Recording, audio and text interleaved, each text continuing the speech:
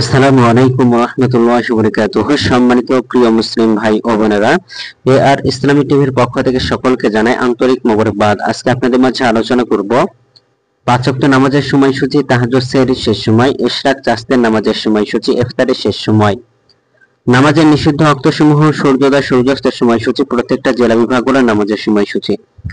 তো আজকে শনিবার 26 জুলাই 2025 ইংরেজি, 10 শাওন 1432 বাংলা, 30 মুহররম 1447 হিজরি। ঢাকা এবং তার পার্শ্ববর্তী এলাকার নামাজের সময়সূচিগুলো তুলে ধরবো। তারপরে অন্যান্য জেলা বিভাগগুলোর নামাজের সময়সূচিগুলো আপনাদের মাঝে আলোচনা করব।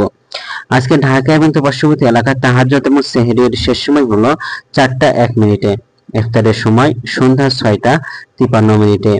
ইশরাক এবং শাস্তের নামাজের রক্তসমূহ 5টা 41-এ শুরু হবে ইশরাক এবং শাস্তের নামাজের সময়সূচি এবং শেষ হবে 11টা 59 মিনিটে। ফজরের নামাজের রক্ত শুরু হবে 4টা 1 মিনিটে। ফজরের নামাজের রক্ত শেষ হবে 5টা 24 মিনিটে। জোহরের নামাজের রক্ত শুরু হবে 12টা 6 মিনিটে। জোহরের নামাজের রক্ত শেষ হবে 4টা 43 মিনিটে। আসরের নামাজের রক্ত শুরু হবে 4টা 44 মিনিটে। আসরের নামাজের রক্ত শেষ হবে 6টা 44 মিনিটে। মাগরিবের নামাজের রক্ত শুরু হবে 6টা 46 মিনিটে। মাগরিবের নামাজের রক্ত শেষ হবে 8টা 8 মিনিটে। ঈশার নামাজের রক্ত শুরু হবে 8টা 9 মিনিটে। ঈশার নামাজের রক্ত শেষ হবে 4টায়।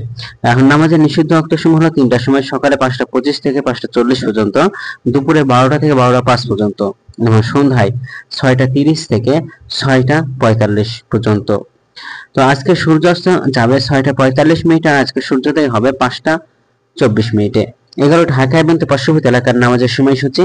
এখন আলোচনা করব বিভাগীয় শহরের জন্য উল্লেখিত সময়ের সঙ্গে। যেসব বিভাগের সময় আপনারা যোগ বিয়োগ করবেন তা হলো এই। বিয়োগ করবেন আপনারা চট্টগ্রামে 5 মিনিট এবং সিলেটে 6 মিনিট কম করবেন। ঢাকা এবং তার পার্শ্ববর্তী এলাকায় যে নামাজের সময়সূচি রয়েছে সেখানে চট্টগ্রামে 5 মিনিট এবং সিলেটে 6 মিনিট কম করবেন। যোগ করবেন খুলনাতে 3 মিনিট, রাজশাহীতে 7 minute, Rangpur 8 minute, Barishal 1 minute বেশি করবেন। ঢাকা এবং তার পার্শ্ববর্তী এলাকায় যে নামাজের সময়সূচি রয়েছে সেখান থেকে এই 4টা বিভাগে বেশি করবেন।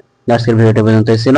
আর এই সূত্রগুলো নিয়েছি ইসলামী ফাউন্ডেশন থেকে। ভিডিওটি ভালো লাগলে অবশ্যই চ্যানেলটি সাবস্ক্রাইব করে পাশে থাকবেন। ধন্যবাদ সকলকে। আসসালামু আলাইকুম ওয়া রাহমাতুল্লাহ।